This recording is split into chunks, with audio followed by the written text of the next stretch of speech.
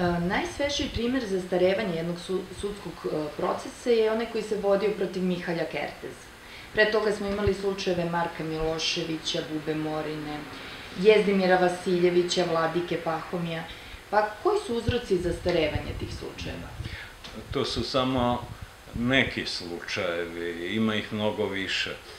Neki dan je ministar pravde izjavio da u Srbiji godišnje zastareva oko 700 do 800 krivičnih predmeta. To je tragičan podatak. On svedoči o nezdravom stanju našeg pravosuđa i o velikoj odgovornosti onih koji upravljaju pravosuđem, našim pravosuđem, i o potrebi korenitih reformi koji su tek započete u našem pravosuđu. Uzroci zastarevanja krivičnih predmeta su mnogobrojni i raznovrsni.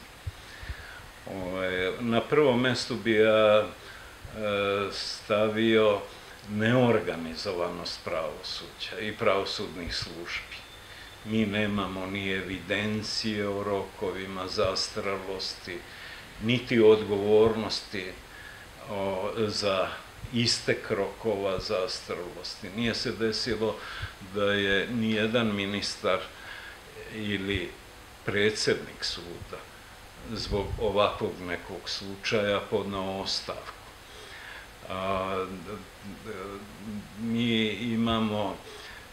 Mi nemamo ni predsednike sudova, imamo vršioce dužnosti predsednika sudova. Time se umanjuje odgovornost celokupna za funkcionisanje pravosuđa, pa za istek roka zastarelosti.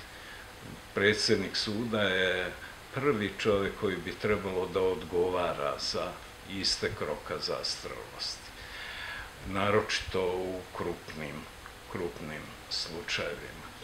Velika preopterećenost sudije predmetima takođe je jedan od uzroka zastarelosti.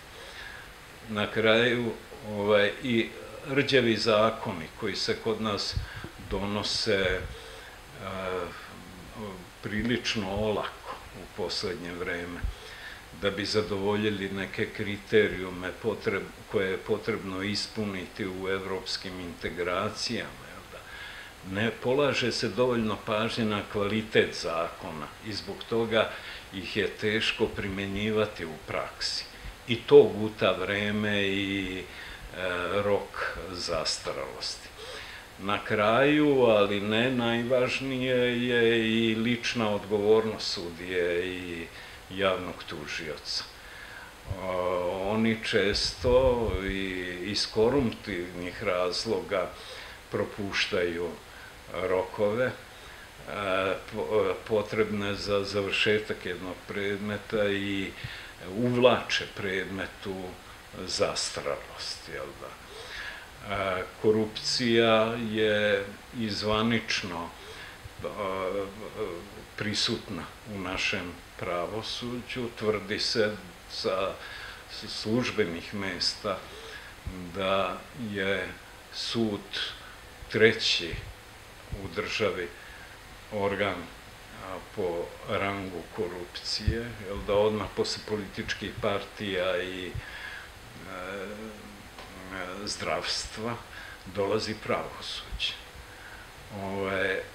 Jedan od načina korupcije je i puštanje predmeta da zastare. Na taj način sudija vraća dug koji duguje iz nekog koruptivnog akta. Da li mislite da politički razlozi takođe mogu da budu uzroci zastarelosti kada su u pitanju slučajevi koje sam pomenula? Jeste. Mislim da i politički razlozi utiču, da svaka stranka, svaka politička opcija još uvek ima svoga sudiju i tim kanalima svoje istomišljenike spašava krivične odgovornosti. I to je sigurno jedan od razloga zastarelosti, barem u nekim slučajevima.